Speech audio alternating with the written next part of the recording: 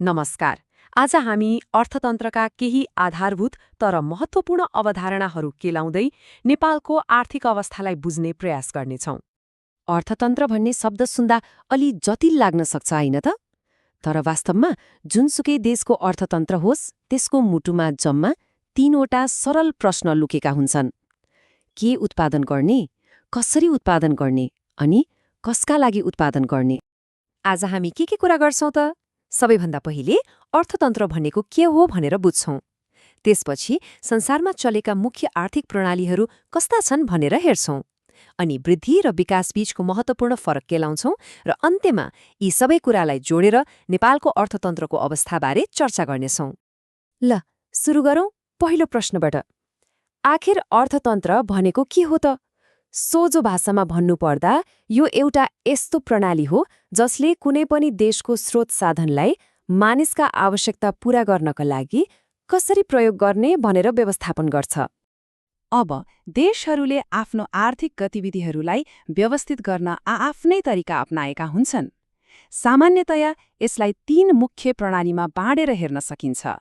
यहाँ 2 बिल्कुलै फरक धारहरू देख्न सकिन्छ।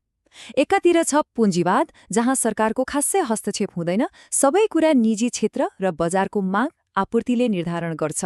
अनि अर्कोतिर छ समाजवाद, जहाँ सबै आर्थिक निर्णयहरू सरकारले नै लिन्छ र निजी क्षेत्रको कुनै भूमिका हुँदैन।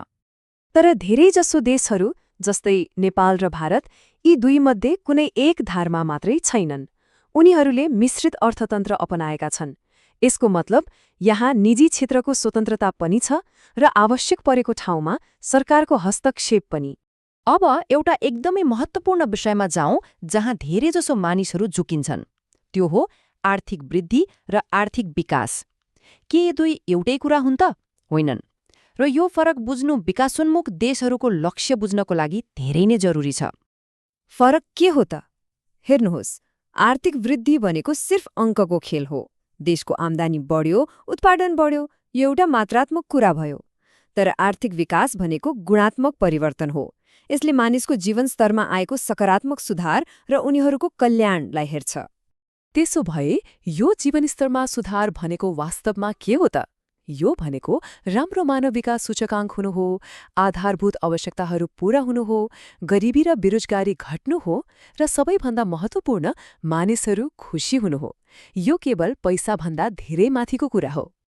ल, यति कुरा बुझिसकेपछि अब नेपालकै सन्दर्भमा हेरौँ। नेपालले पनि आधिकारिक रूपमा मिश्रित आर्थिक प्रणाली अपनाएको छ। नेपालको अर्थतन्त्रलाई चलाउने मुख्य इन्जिनहरू कृषि, उद्योग, व्यापार, पर्यटन र वैदेशिक रोजगार हुन्।